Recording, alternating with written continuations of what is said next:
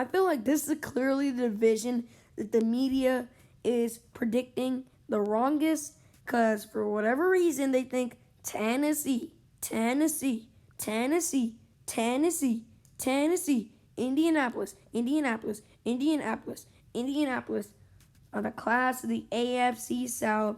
Going to be winning. They're going to be hoping to get to the first spot. They're going to be competing for it. And the Texans and the Jaguars are going to be competing for third place. That's totally wrong. The media are a bunch of idiots. And the Colts and Titans absolutely suck. Now, coming in with the fourth seed in this division, I got the Tennessee Titans with a 4-12 record. Maybe this is a little bit unrealistic, and the Titans might be like a 9-7 team. But I think they're going to go 4-12 because I think Tannehill and Derrick Henry are going to get found out here.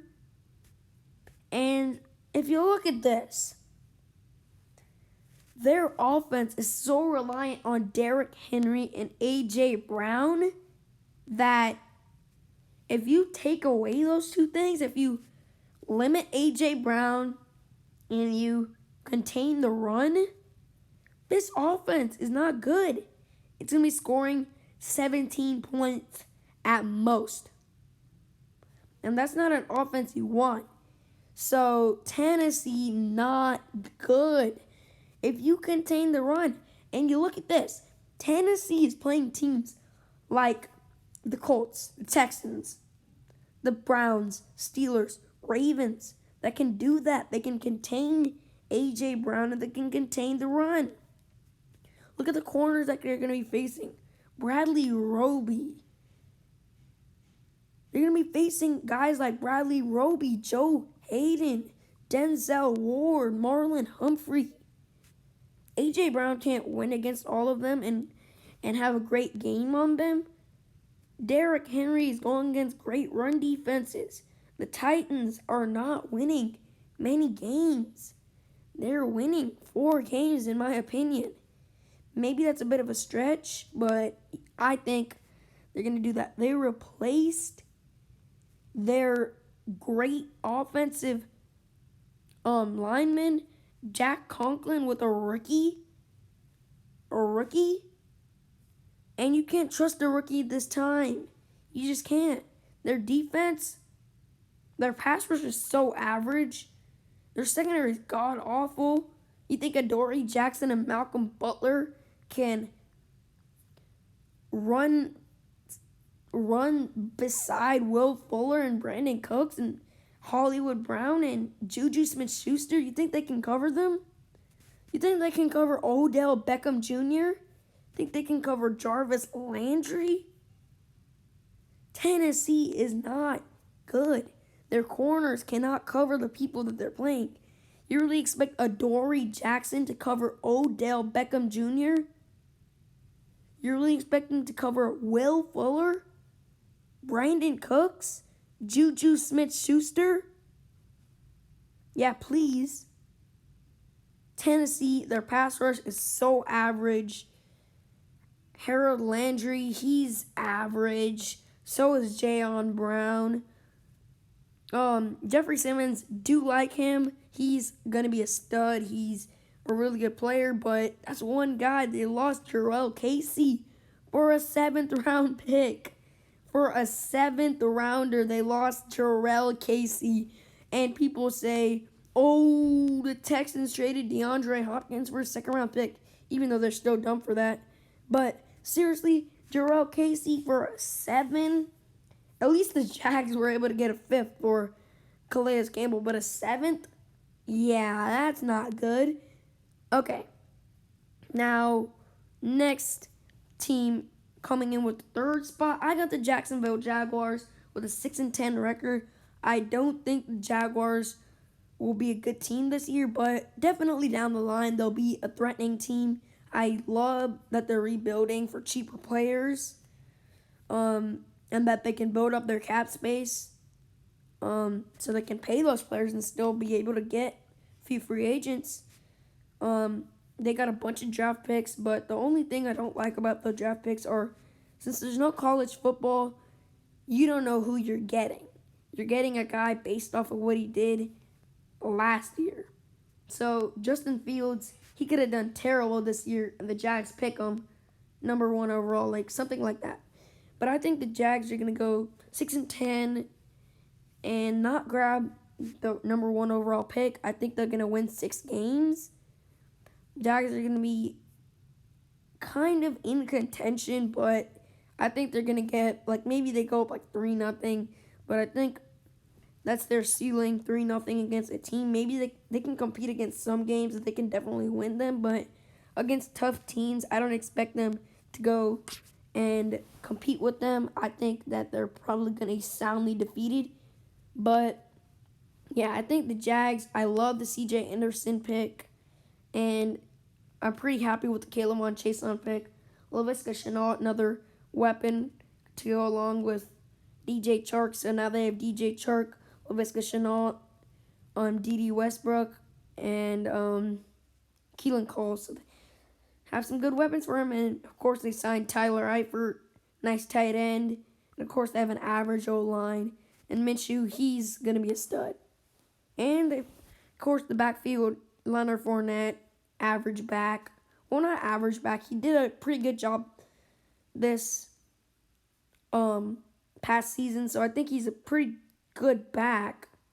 So, yeah, I like the Jags offense, but their defense has a bunch of holes in it, like a number 2 corner to complement C.J. Henderson, but I think they'll finish that in next year's draft or fix that in next year's draft. So, yeah, I think the Jags, pretty good team. They're going to be in the future. They're going to be with the Texans, and they're going to be in competition for the first spot with the Texans, while the Colts and the Titans are going to be sitting at home whenever it's January, when the Titans and the Texans, the Jaguars and the Texans are in the playoffs. The Colts and the Titans are going to be sitting at home watching the Jags and the Texans in the playoffs.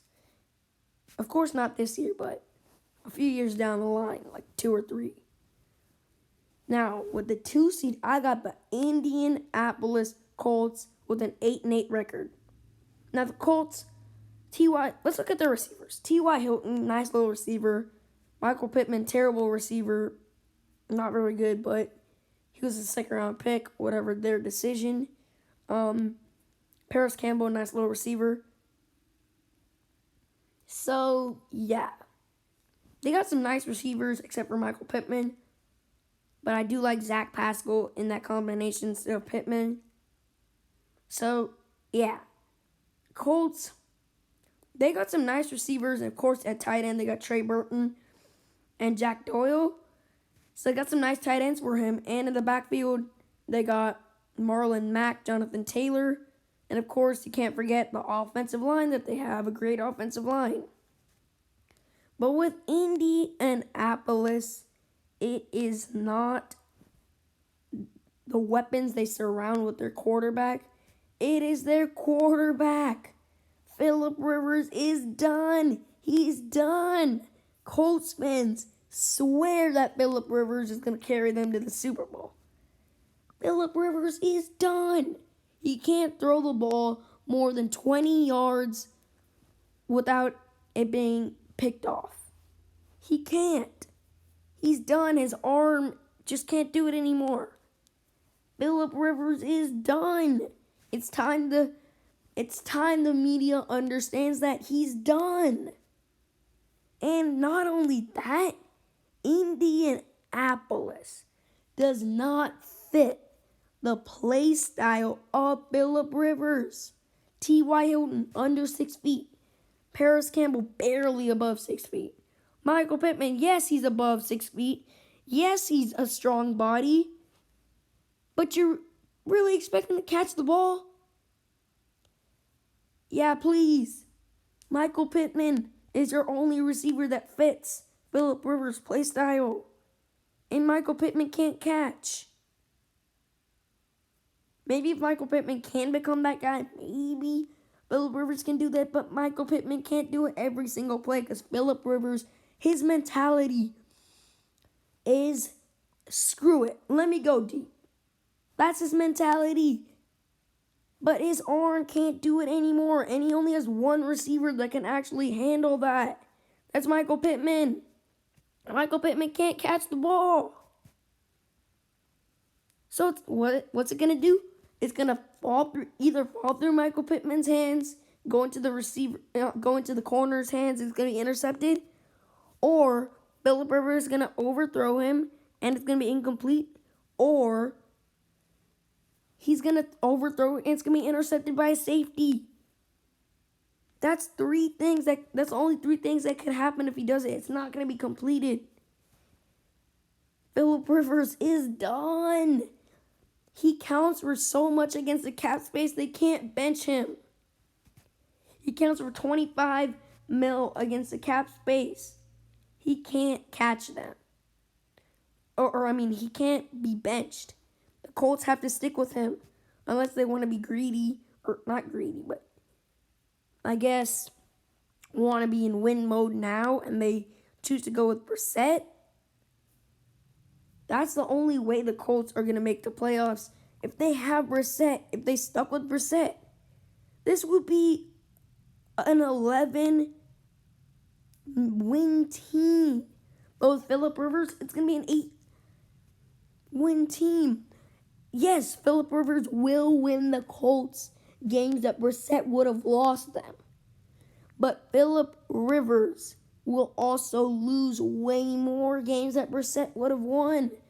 Philip Rivers is done. He can't throw the ball more than 20 yards downfield without it being intercepted or being inaccurate and overthrown. He can't. And he won't change his play style because it's too late for that. Indianapolis, they should just stuck with Brissett, got him a true number one wide receiver, other than T.Y. Hilton, to take the pressure off T.Y. in the draft. Maybe, second round, they picked up a guy like, I don't know, maybe a Denzel Mims. That's a true number one wide receiver that can definitely take that pressure off of T.Y. They could have taken Denzel Mims. They could take Laviska Shenault. But no. They went with Michael Pittman Jr. That's what they gave Philip Rivers. And now they can't do that because Brissett, he's not going to use Michael Pittman. So they have to start Philip Rivers. And it's not all about that. They chose Michael Pittman so it could fit with Philip Rivers' play style. So, of course, they're not going to start Brissett. That would be the oddest thing, to pay $25 million to a backup and draft him a wide receiver that he didn't know that he wouldn't use. So, Philip Rivers, he's starting. There's no question about that. Philip Rivers, though, he just can't do it anymore. Now, the Colts defense, it's a different story. It's a good defense. It's a really good defense. Their pass rush, oh my God, it's nice. Justin Houston, nice, very nice. DeForest Buckner, dude's going to be a stud, or he already is a stud. He's a great player. I love the Colts. Well, I hate the Colts for trading for him, but yeah, that's more like because I hate him because he's such a disruptive player.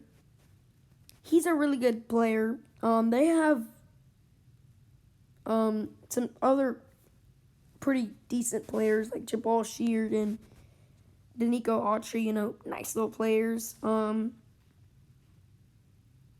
Darius Leonard, of course, dude's a stud. Their secondary, it's not good. Xavier Rhodes is not a good corner. Kenny Moore, average, and I do like Marvell Tell. Their safety is Malik Hooker. He's a bust. So, yeah, the Colts have a pretty okay defense. Nice defense. Good pass rush. So, yeah, I think the Colts, they're an 8-8 team. Philip Rivers, he's done. Michael Pittman, he's not good. So, yeah, Colts come in with an 8-8 record. Now, with the number one seed, I got the Houston Texans with an 11-5 record. The Texans are winning their division, and solemnly based off of this, they're the only team in this division that has a quarterback. And you really expect people to catch up with Brandon Cooks and Will Fuller? Yep. And with their defense, I mean, if they can get a decent pass rush going, they should be a pretty good defense. They can get a little bit of pressure because they have a good secondary. They have one of the best safeties in football in Justin Reed, good corners in Garyon Conley and Bradley Roby. Lonnie Johnson, he was a rookie last year. He's only going to get better. So, yeah, Houston, they win their division yet again. And, yeah, that's pretty much it for my video. See you guys in my next video.